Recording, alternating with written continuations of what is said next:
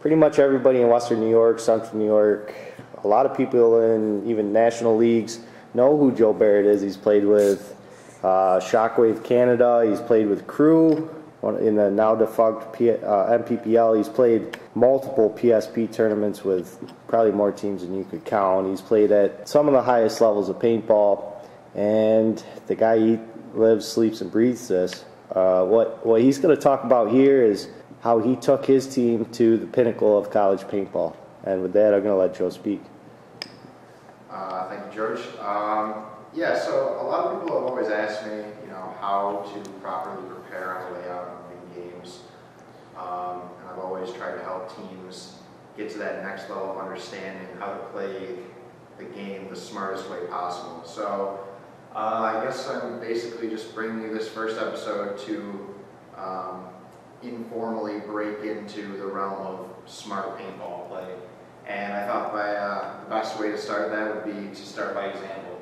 So I wanted to teach how to play the game on a very fundamentally basic layout first.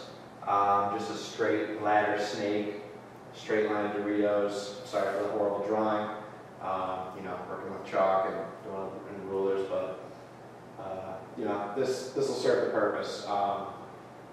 PSP layouts have changed a little bit. Now what you consider a traditional layout isn't quite so standard. You won't find back centers really anymore. You won't find as many large backline bunkers.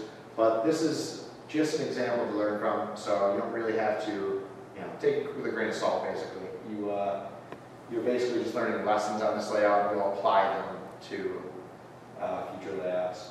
So this was actually the NCPA 2011 layout that myself and the UB Bulls won a collegiate national championship on, and it's a very simple field to break down.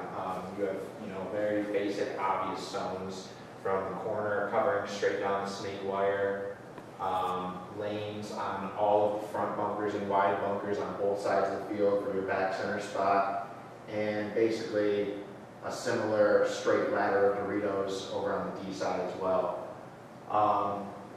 The key to winning on a layout is attacking first. And I know that sounds cliche. A lot of the best interviewers or larger names in paintball will tell you that same thing. It's about who attacks first.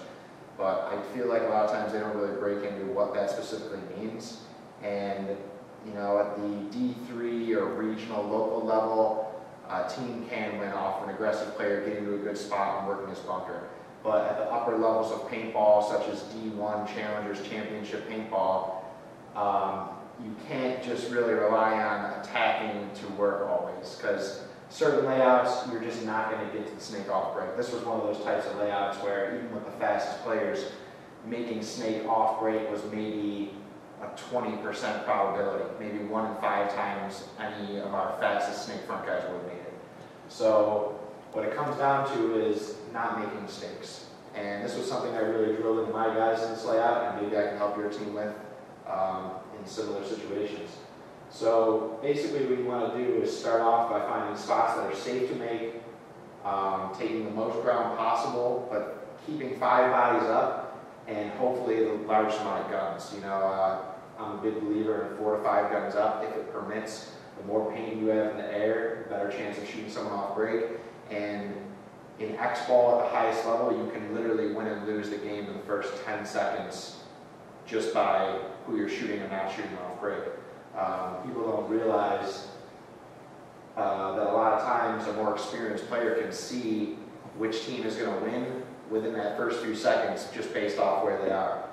For example, as long as the other team is not making mental mistakes, one team could have all 5 of their players make it alive, but across only these back spots, and if the other team makes an even spread,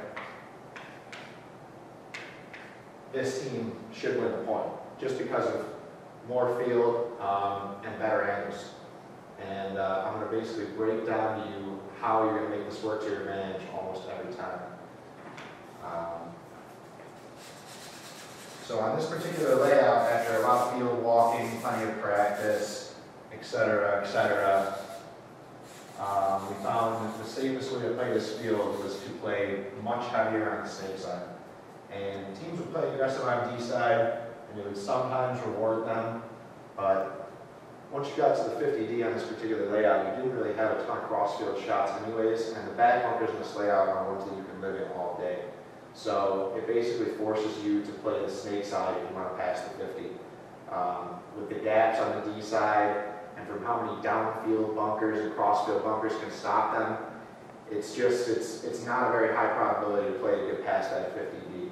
So you basically continue to flood the snake on this type of layout. Many teams would play 2, 1, and 2, but we prefer to play 1 D side, 2 middle, and 2 snake side. And it came with great reward because the extra gun shooting snake way would pretty much always put us dominant over there.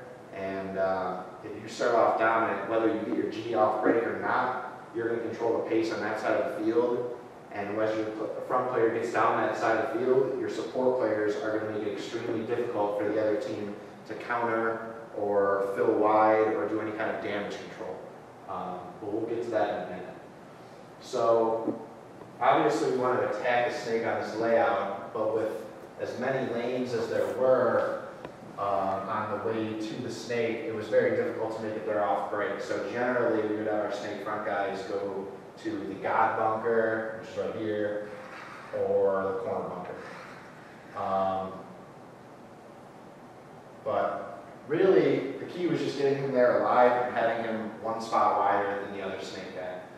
This is one of those layouts that reminds you of that World Cup 2009 when Russian Legion beat Aftershock 7-0 in about 3.5 minutes. Very frequently, they didn't even need to make it into the snake or D1. They were just winning the game by being one bunker wider than the other team and wrapping in on them. And when you take away that much room wrapping on the outside, even if they have a place to live, it's only a matter of time before they can't contain you. You know, at that point, they're kind of back on their heels playing defense, and they either need to A, shoot somebody out of their bunker all the way across field, or B, make a field to do damage control. So, yeah, they basically won just keeping the other team in the pocket. And there were plenty of times they'd shoot nobody off break, but they would only give them room to play in the pocket. And when I say the pocket, I mean this spot right here. The pocket in paintball, very similar to the pocket in football around a quarterback, is the spot between the 2 closest bunkers up. You have generally some close bunkers from within 15, 20 feet from the start box each way, and those are bunkers that are in that 99% makeable range. I mean, if you know anything about the velocity and trajectory of paintball, by the time you fire a paintball all the way down 110-foot field, it takes about 1 full second. So the average runner can get about 15 to 17 feet out without having to worry about that paintball. That's about the safe spot. So generally your first lane has to be about 20 feet out, which on this particular layout was just past this first insert bunker. Guys could coast into here on their gun pretty much most of the day. Sometimes we would shoot this guy, but for the most part, that was a spot that you could rely on making every time. So the game plan was to trap the other team in the pocket and basically wait for free kills off of their damage control fills. What I mean by this is when you get to a point where you know the other team has to play reactively off you, if you're good enough at anticipating what you would have to do in that same situation to make it less difficult for you, you can wait on that exact free kill. For example, if I'm in the back center and I shoot a snake runner off break, I get this bingo a little wide, the second guy is most likely going to be the snake insert in this spot, most likely playing heads up too. Now he can sit and live here and try to contain the widest player on my team, but if they want any kind of attack on snake side, eventually this player either has to fill the corner for damage control just so they have a full field spread, or he has to continue bumping forward and get into the snake to free up his back player to get out of his bunker and to continue the attack on the side. If he doesn't do this, what I'm going to explain to you right now is he can live all game, but he's not doing his job. You know, him as a snake insert player, the 2, his job is to insert into the snake. And this is why I've frequently been frustrated and told people not to set up their lines with bigger or slower, or basically, it doesn't matter the size, but just a less mobile person as their snake insert. We have a team around our area, and they have a guy who prefers to play snake side. He loves playing snake corners. He can hold his own all game. But when it comes down to it, he has a bad knee and he's not going to crawl on the snake. That's a bad snake insert play, because that means you're never going to have an attack come on this side of the field again. And even if you are going to re-win this point with your 4 alive, your D side guys basically have to pick up the slack and make the attack happen over there. So understanding all this and realizing on this particular field that we didn't really need too aggressive with a D front, we just needed a guy who was a presence alive out there. The entire focus on winning this field, and everybody who did it and went to Sunday knew it, was a front player off break. And my team, between my gun in back center, teammate Chuck's gun in the support bunker, and a crossfield Dorito player in this close by insert Dorito shooting cross, we generally shot that snake front or corner runner 99% of the games, which is why we had a completely undefeated prelim. It makes it easier as long as everybody does what they're supposed to do, and it's most important, and then just sticks to the game plan. And that's all you have to do. You know, you can't get flippy-floppy, you can't look different ways, you stay on your job. So now I'm going to explain audibles and what would happen that would help us win that game so quickly when this happens. So our breakout has a snake runner, generally varying between the god or sometimes possibly the corner. We have an insert guy going to this bunker, shooting heads up for the snake runner as well. Home guy shooting for the snake runner. And back here you have time to shoot for 2 gaps. The first gap past the insert tower, and then your second gap past the snake. Whereas you can make your insert player shoot for the god, and then the deep lane for the corner runner. The back center, shoot the D-way. Granted, there were decent crossfield shots from this tower on the D side. People really weren't going to go to bunkers that you had a good shot shooting, such as this D1, very often. And if they were, this back center could shoot the same way. So you really only needed 1 gun off break on this D side.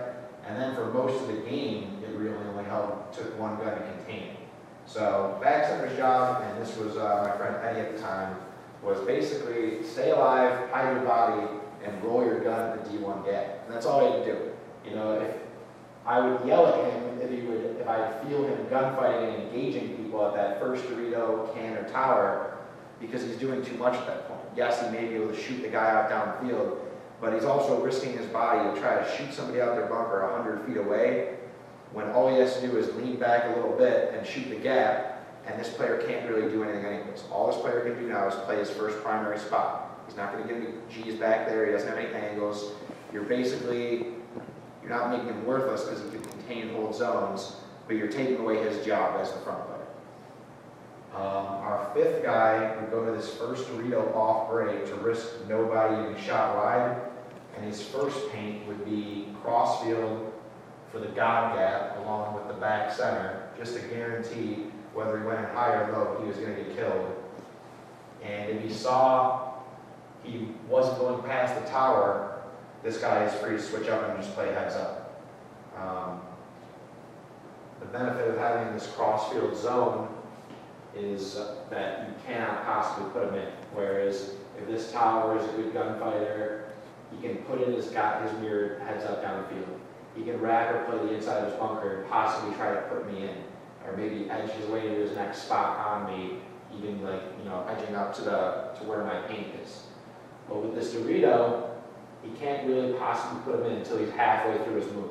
And at that point, he's more likely to get shot when this guy is tucked into his Dorito. So you want a crossfield zone on layouts like this, but if he's stopped at only 1 bunker up, or you shoot the widest guy and the next guy is an insert at this first tower, there's no really reason for this guy to play heads up. Because since he can't actually see this guy trying to engage him, all he can do is sit there and shoot a ton of paint. And as soon as he lets up, that's when the guy's going to go. Whereas these guys looking heads up at him can see when this guy is switching sides, when he wants to engage you, when he wants to fight you on the inside. So you don't want to waste, more than one gun on a certain zone or job unless you have to. Unless a guy is a talented gunfighter, unless he's the workhorse of their team and he needs extra emphasis. But for the most part, if let's say this tower is the widest guy and he's heads up with your mirror, your snake player made it in, it only takes one of these two guns to just stop him from moving. And if you shove down a line in the corner and put the pressure back in on him, you're going to make it that much harder for his life. You might be able to put shots in his hopper when he's shooting at your snake player, or he's going to have to switch sides to keep his body alive. You're basically going to take away his what I like to call his triangle of livable space. And if I could explain that real quick, behind a bunker, the way I've always looked at body awareness in a bunker is like this. If you are square in an Aztec, and this is your body, you can live if someone is downfield looking at you like this. If someone comes out to this bunker right here and tries to shoot at you from the outside of the bunker, that's what gets shot. That's your livable space. If somebody over here is doing the same thing, you see how it makes a triangle? This is your triangle of livable space. And I'm going to get back to this later because this is important. This can definitely teach you how to live in a bunker that you don't think is very livable. So let's get back to the field. So, snake player, his job is to get him. Obviously, he wants to get as far down the field as possible. He wants to get to the spots where it's just free, easy kills, shots on pad, shots on backheads. If we shot a guy going to snake or corner off break, and no one was past the door, they can even be in the door, this snake player had to go all the way to 50, if not further. There's no point in playing this back notch. Everybody's going to be pent up. Back here, your angle isn't, you don't have a heavy enough angle on the bunkers to take away their triangle of livable area. You know what I mean? If you're shooting at this Aztec back here from your snake one notch, if he tucks in, he still has a lot of area to live. So you want to get into down here into his face, shooting at him. So now, even if you miss, you just took away all of this area. Basically, you should be able to get a kill when you're up in their face like that, but here's how I'm going to explain how to make this foolproof. So your snake player is doing his job by getting all the way down here. Not only can he come up in spots where you can get kills, but even if one of these guys over across the field, their player's in a Dorito corner, whatever, it doesn't really matter. He has to respect this guy on their side of the field. He's going to be shooting him. Basically, unless he's in the corner, he has to live by his gun. If he looks away, he's going to get killed because he's outside of this triangle of livable area created by his bunker. There is no place for this guy to live if he doesn't keep you behind your bunker with his paint. So you're a thorn in his side. So right now you're doing a job because you're going to the spot where the angle is heavy and you can get kills, but you're also going to the spots where you're taking other people off their jobs. That player over there, the Dorito corner player, they should probably be containing the D side. They should probably be moving up that side looking for kills themselves. You just made them play reactive to you. Alright, so let's say this guy tucks in, he's still living, shooting at you. This guy tucks in and lives, still looking at you. This guy tucks in, still lives and looking at you. How do we take these guys out of the bunkers? Let's say our Dorito guy isn't going past this. All he wants to do is contain the D side. So that's when these players need to come in and get more involved in the game. Off the break was their biggest job, just by getting that YG off break. This field is one of those fields where you can contain and knock it down very, very easily from multiple different spots. And if your front player made it up into the snake, he's free to go to basically whichever notch he wants, like almost uncontested. There's no gaps. There's not really any tall bunkers to shoot down. It was very easy for him to make moves and, you know, not really put a lot of risk in. So after job number one, second guy here needs to start applying some of his other skill sets. Your snake insert player is basically designed to be not only the second attacker in the snake, but he's the main support player for your snake player. You know, he has to play a lot of roles, and that's why people often said it's one of the more difficult jobs in the game, is because you know, there's so many things needed. You need timing, on top of just great amounts of versatility. You know, on top of being good on your gun, hopefully being able to shoot people off break on a running gun, or maybe stationary if you're delaying. You also have to be able to edge to bunkers, shooting at shooters to help your front guys get to fire spots. And when your front guys are as far up as they can go and they still can't get that G off the field somewhere, it basically, the ball comes to this second guy in. You know, this second guy in is going to be able to go from containing and watching over his front player to supporting that behind him and helping him make things happen. You know, if he has to make a move, second player, snake insert player, the 2, has to support him, might have to fill wider into the corner to help him get through gaps, to make it in the snake, etc., etc. But has support, he also has to be able to come into the snake and be the second attack, basically. Almost like, you know, the 1-2 punch, basically. That's how it feels like this lined up. And, you know, it's very similar in World Cup, where the first snake player wanted to get in and get as far down as he could, heads up, as long as there was nothing in there with him. And people had to be focused on him, because he can crawl right to your side, snake 1. The snake 2 guy comes in and starts shooting all those hoppers and barrel tips that are hanging out of bunkers, shooting at your front player way up in front of you. So this basically, this player is free to go to the corner, to come into the snake, and work all the way up to the notch right behind his other player, trying to edge out these guys who are, at this point, living behind their guns on the snake player. So now the problem came, well, what happens if this guy still can't kill some of these guys out? Because this was a bunker, or this was a field where, you know, between a tower, an Aztec, and a large Dorito in the back, it's tough to dig out a good defensive team if they, you know, even just brought a reasonable amount of paint and they're decent behind their guns. You know, if you can play tight and suck into your bunker and just roll your trigger, it's tough to get you off the field until you're maybe finally running low on paint. This is where the third attack comes from. And it would come from the back side. Your Dorito side is still pent up. They're not getting anywhere out wide this way. And they're completely stuck in the pocket. They're the insert bunker, both ways. 1, maybe 2 guys in back center. This was a layout where you double up in back center and live behind your gun for days, and then one in the other insert bunker. So right now, this field area is what the other team has to work with. And, you know, they're already, you can tell they're running out of room. If your Dorito player bumps out one bunker, you're going to go a point pretty far back and racks in, you're going to take away this much space to live from him, and this much space to live from him. And you could probably shoot across field and take away some space to him. Still not enough to kill these guys. If they're good tight players and they have good form and gun skills, they're still going to live as long as they're pressed up into their bunker and they're staying dedicated to the way they can live behind their gun. So this is where the center punch attack comes from. The problem with being alive in large bunkers in the pocket is that you're going to be looking at whatever the furthest upfield is. You know, just think about it realistically. If you're in this Dorito or back center, you're probably not going to be leaning out your bunker, checking around at what's up in the X when there's a guy in your snake 1.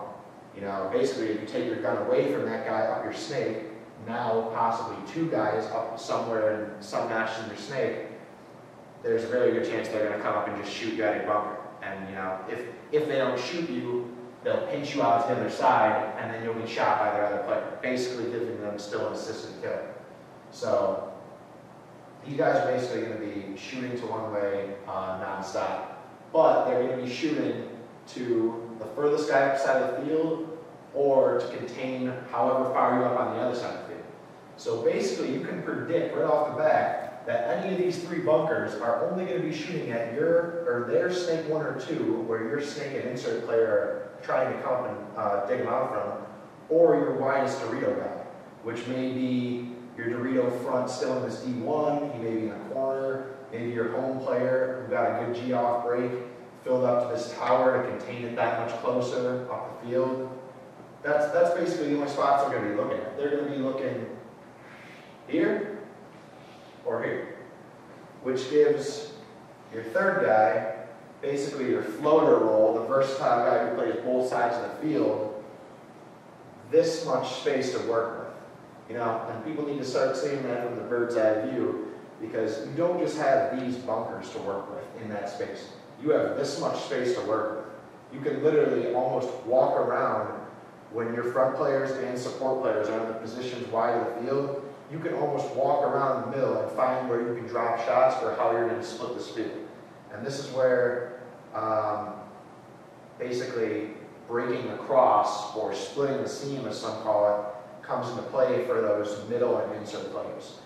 This doesn't have to be the only guy who can do it. It could have came from the other side's back center. It could have came from your insert if you didn't go out into the snake, if you came further in from the corner. But basically, you want your insert to stay out wide, either in the corner or behind him, because that guarantees that if this guy gets shot, there's still a second attack already in there.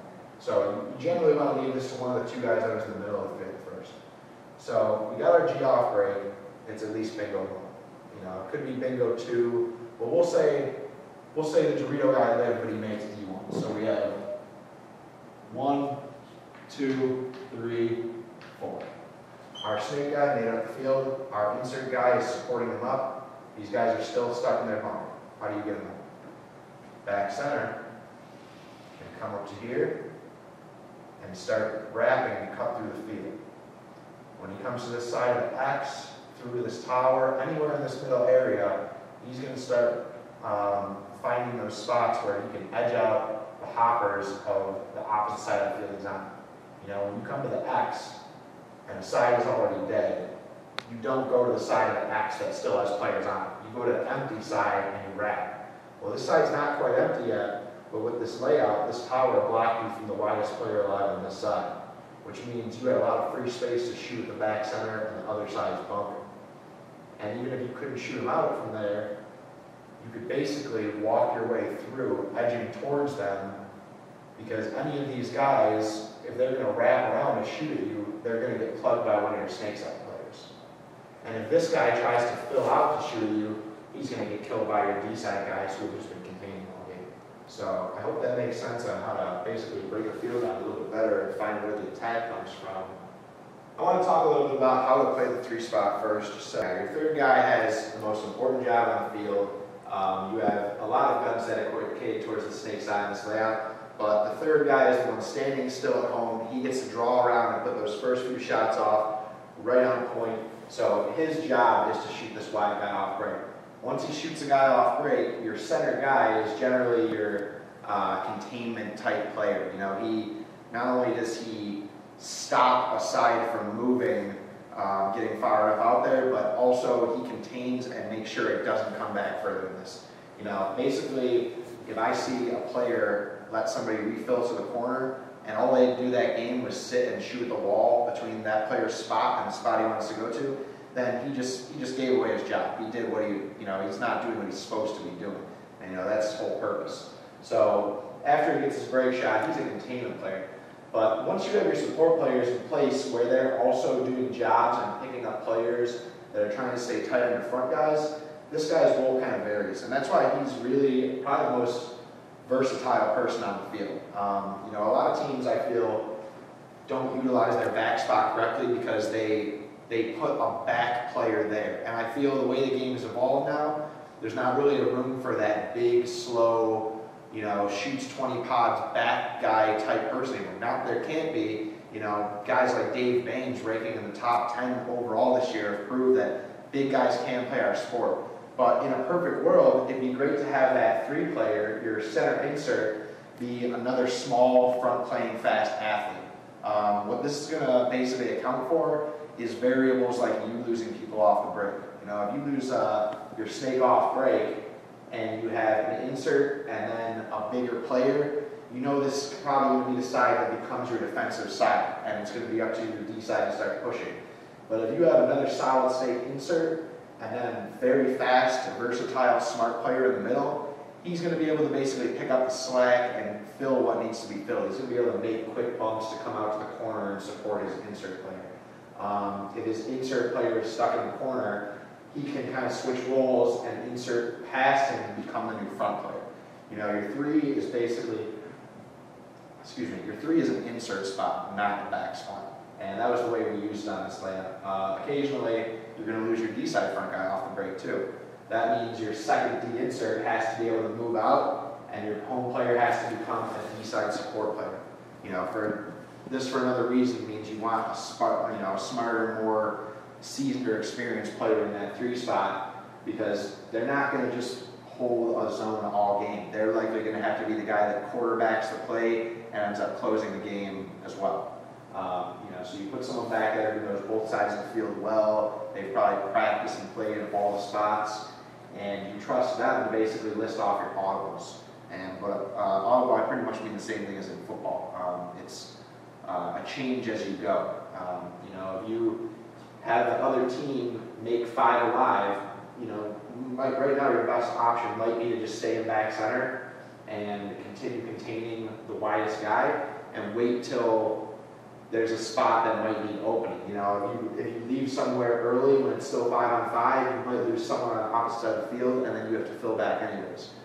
But if you hit someone off break, on this type of field, your audible for a third guy is to go further up the field and contain it from that much closer. By coming up to the center Aztec, or maybe going up to the left side of the X, you're going to be able to do pretty much your same job containing the side, but just that much more 100% guaranteed. If a player happens to put in your insert player heads up, from his mirror bunkers, you're going to be right here cutting down this lane for him to fill through.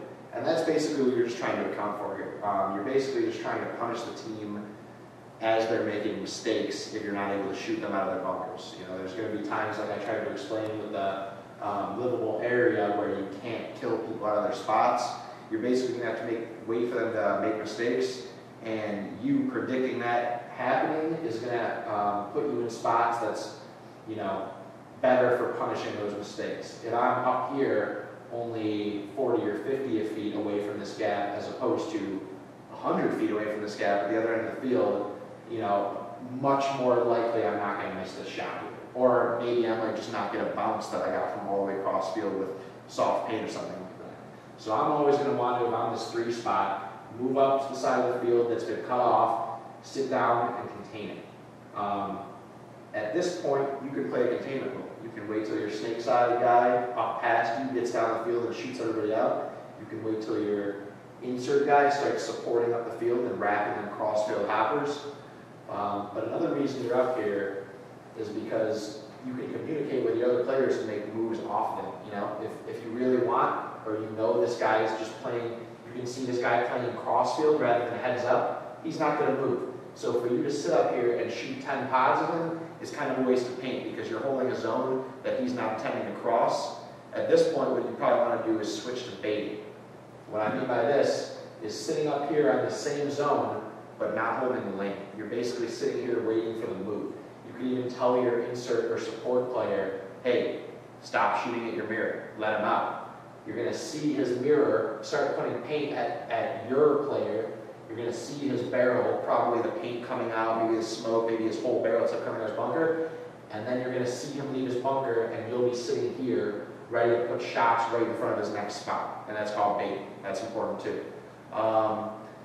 Trying to think on the counterpunch on this, if I was playing this side and I know there's 2 guys stopping me, I'm going to try to work inside on the one who's further up the field first. At this point, at least you still have a second player out there wide also containing.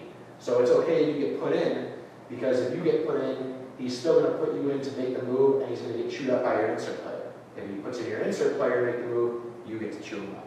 And it'd be very difficult for him to put in 2 players. Not to say that he can't, he might, but think about the process that this player has to go through just to fill the corner in this situation right now. This guy sitting tight in his bunker, has to be able to put in someone up the center of the field, someone heads up mirrored with him, and even if he does all that, has to hope he's going to make it out to the corner on a player way up his snake, sitting here either already aiming at him or possibly looking to shoot one of these bunkers he's going to fill right up in. I mean, that's a lot of variables. And when you see things like that, that's why if you're ever watching a pro game and you see a player wilding out over his bunker and gunfighting like crazy, that's what he's trying to do. You know, a player isn't going to constantly fight every side of their bunker shooting at one person. He's going to be doing it, creating space in his bunker by putting in one guy, working another part of his bunker to put paint the next one, while also having to put paint back and forth at the original target, and then he's going to try to edge his way out to his next bunker. The problem with this is, in doing all that, he still has to worry about a Dorito front player you might have off the field on the other side, and your snake player right in front of his face, you know, that he has to go heads up with. This is why it's very difficult to counter punch back if you shoot the side off the field and you put two guns that way, making sure it's contained. At this point, the only way this other team could possibly spread the field and live with such a snake side heavy breakout and play is to start spreading out the D side. But since your other home player and your Dorito front player, who only is shooting snake way off break, are shooting heads up D way, you have a little bit of room for leeway. You know, he can get out of this D1 into the outside tape Doritos, and he still really isn't doing much more. You know, he's kind of created a little bit more space for himself to live from your snake player, but he's not really put himself in a spot to attack or get a better angle yet anyways. So in the end, you're still winning this game solely on field position. And real estate is so important at the higher levels of paintball, because as long as you don't make a mental mistake or pick an extra gunfight, you should not lose against a team that's, you know, pinched in far less real estate than what you currently have. So let's talk about what our Dorito plays were doing. Our Dorito player, we already said, in the front spot was coming out shooting the extra way over here. And I'm going to explain that one more time. Why he would shoot crossfield is because if you're a good snake front player, you know lots of routes to get into the snake. You're not going to always go right to snake off break. Sometimes you're going to go to snake, sometimes you're going to go to guide, sometimes you're going to go to corner. If you're playing on one of those teams that works with a little bit more advanced plays, sometimes you might send your insert player to the corner to draw your center guy's guns, and then your front guy might delay and then edge his way underneath the paint right to the snake. This is a play you'll see more frequently on layouts like this, where it's just too long of a run to get to the snake or the gaps are too big. Sometimes your snake front player is going to have to come out to these close bunkers already shooting at the shooters, and he's going to go. You want this back Dorito shooting crossfield, because if a guy comes out edging your shooter, or if a guy delays and then goes to snake, there's no way you can physically put paint back into this Dorito to take his lane off. You can do that at your home player. He can come out and edge his mirror and go. You know, there's any of these other side bunkers, he can basically, even if he can't kill them, he can put them in and help himself to make his move. Sometimes you hear coaches say, put the guy in and go. You know, you got to make the move happen. These crossfield zones, although they're blind and you can picture it, you basically can't see or predict when the player you're expecting to go is going to go. You have to just shoot a lot of paint, you know. There's really no way anticipating. You're not going to see when he switches the barrel to the side of the bunker you're on. So you're just shooting a lot of paint. But the good thing in that is that there's no way to put pressure back on him. So this is a great way to safely break, shoot, or run around that side and guarantee a kill. After he does that, either guarantees a kill or gangs up long enough to make sure the players heads up have dominance on these bunkers, he's going to go back to heads up and watch the widest guy over here, which he'll know where he is because back center's going to tell him. This guy's going to let you know, okay, he's, you know, bingo 1 out of D1, or he made Dorito 1, or he made the corner. And then all these guys have to do is bully up on the outside zone together and make sure nothing comes up the side of the field. You know, I mean, you really don't want them to spread wide even in the corner, but even if they get there, really no loss yet. The big key is make sure that they don't get into this like D2, 3 area near the 50, because that's when this team is going to start creating space on the outsides of their bunkers towards the D side, and they're going to start being able to teeter-totter the field on your snake side front guys. Basically, you know, taking away from your play. your players are going to come up and they're going to have to shoot directly across field at Dorito front players rather than doing their intended job, which is getting right down into these guys' faces and bloody knuckling them off the side of the field. So the last thing I guess we could talk about is audibles if you lose a guy off break. You know, another reason we went with a breakout this basic and standard with 4 if not 5 guns up is because it's very easy to make up for if things don't go wrong. You know, when you make a good strategy in any sport, you obviously always want play B and audible. You know, something to fall back onto if things aren't going right. In a perfect world, it'd be nice if all these guys made their spots every time and hit their lanes, but obviously we know that's not going to happen, whether through teams mixing up their breakouts and you not knowing to expect for it, even things like paint bouncing or one of the guns being down off break from a chopped ball, whatever. So you got to know how to make up for all these things.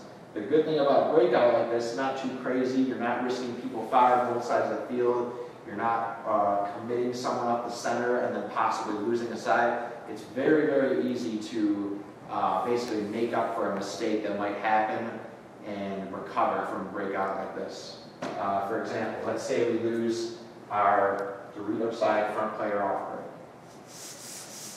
You still have 1, 2, 3, and then wherever your snake front player, you know, corner, snake, guy, I don't care. You still have 4 guys alive.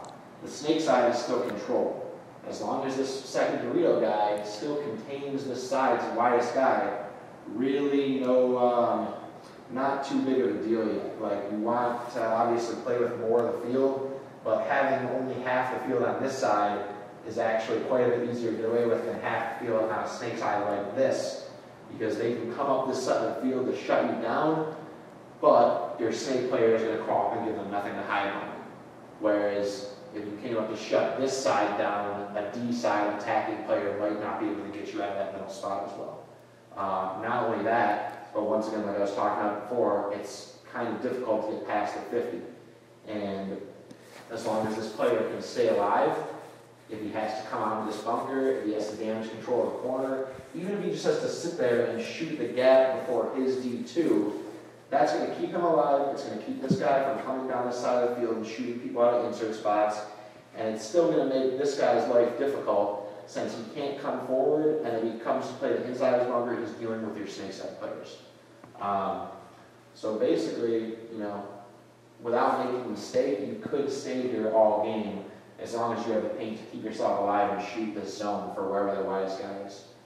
Obviously, you do want to fill out, but just thinking about what I'm talking about, they're going to be anticipating you to fill. So the safe fill would probably be a quick dive into this D1 as soon as you see this player eliminated and right back up on this outside.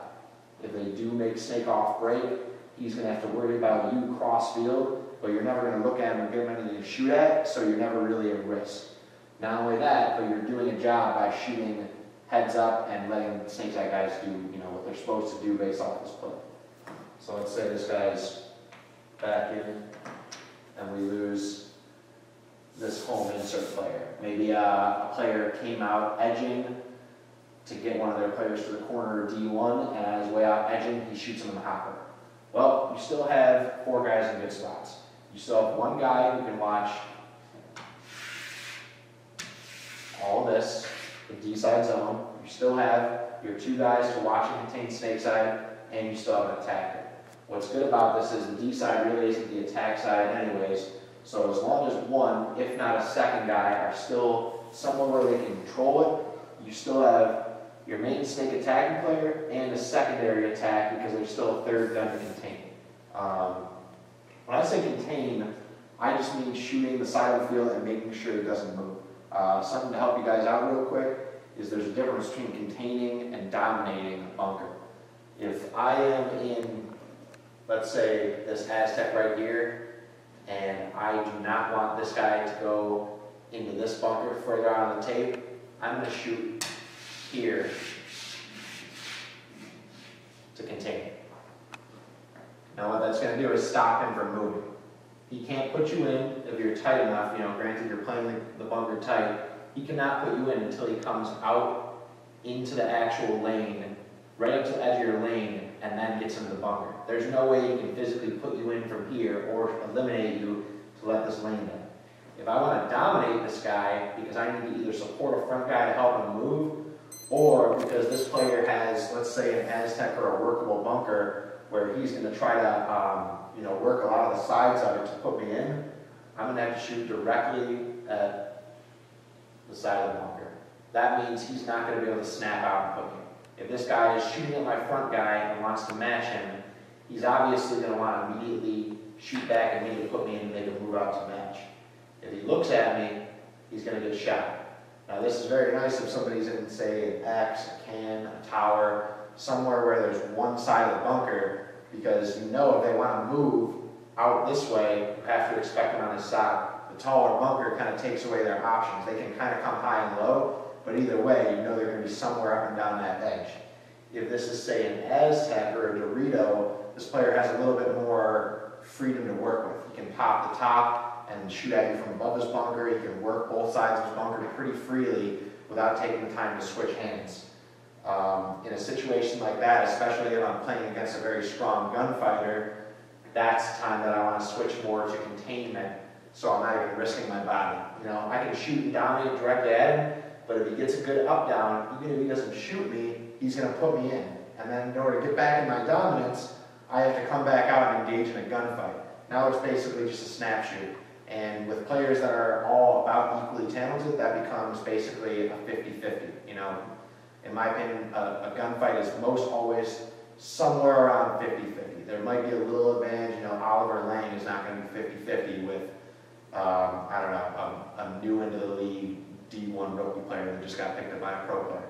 But for all other things, you know, for general purposes, everybody has about the same fundamental skill sets and talents. At that point, if I'm playing a guy who is very talented and I know his first ball is going to be on, I don't want to dominate the edge of his bunker. I want to contain the zone in which he has to go through. That's going to take away all my risk. So, back to our layout. As long as you have one guy over here that's zoning rather than containing a wide guy, he's really not at risk. I mean, they would have to come far down the snake side, as I've shown from our snake player doing it to their player. They have to come pretty far down the snake side to shoot this guy out, and they have to get pretty far up into your D side to pinch you with your snake player. So this is one of those spots where you can live pretty much all game. If you're containing your zone and you don't get greedy and shoot somewhere else for a kill, you don't rag and pick a gunfight with someone, doing this job should win you this game on this side of the field. You know, mainly just because they're trapped. There's not really much they can do.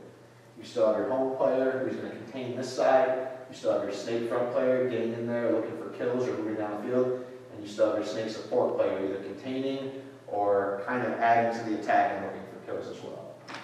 Obviously, it's almost, you know, too repetitive to go through all of these, but I'll do another one just to show how it happened on the snake side. So you lose your snake front player off break. He got killed going snake road. So you have all four players in the pocket. You're going to have you guys in the tower, who wants to go into God and Snake, two in the home, and then a Dorito. At this point, what do you think is going to happen? They've shot your wide guy. Somebody is going to either fill up the field for a closer shot to contain this zone, or maybe an extra gun is going to switch over to contain the zone. Either way, they don't want you to get back out here. So at this point, you still have a snake attack. You still have a second guy out. Your home is now going to be your insert. Your D insert is now basically your center guy, and your Dorito player just has to be a presence over on the D side containing. The second guy is still in plenty good position to work his way to the snake. You know, obviously, best time to go when you lose your snake front player is right when you see him coming out. You know, if you wait 20, 30 seconds, they know they're expecting a second guy to get in there. They're going to come somewhere else up in the center of the field, or maybe try to pass out past your mirror, and they're going to try to contain you in more. They want you to switch and play crossfield. Because if you switch and play crossfield, you'll stay alive crossing up with the other side of the field, but now you have no more tackle. They know they don't have to worry about it. So you basically want this guy to stay heads up. This guy behind him is helping him by just staying under containment. At this point, this guy is no longer containing. Now he has to directly engage people, whether by gunfighting or working the other side of his bunkers to put paint back in on those center guys and making bumps until he's in the snake safely. At this point, the only thing that would really slow down his process doing this is if they're using that Dorito for the crossfield zone. Now he basically just has to wait till the guy either gets bored, runs out of paint, or switches over. You know, you really can't put him in to go. So that would be the bunker that would basically stop the movement. But down the field, not really that difficult for him to shoot directly at two bunkers that he can see in direct sight anyways and work his way in the bunker. Your second guy can fill out into his old spot or come out to the corner to back him down the tape, and you still have two guys for each side. So I hope that kind of explains a little bit on audible on what happens if you lose a guy out of the center or either side of the field. Okay, well, thank you for tuning into the first episode of Paintbology 101. Basically just my own little personal show about paintball psychology. I'm new to this, so bear with me. I'm still learning how to do these videos better, and I'll be putting out plenty more and working on my style, but I hope you guys can share and maybe also give me some feedback and let me know what else you'd like to hear about. Paintball is my entire life, and honestly, I just love talking about it 24/7 and teaching it every chance I can. So if you'd like something broken down, if you'd like to learn how to play a layout better, or what to do in a certain situation, just feel free to post and ask me, and maybe I can make a video on that. Thanks, guys. Cool.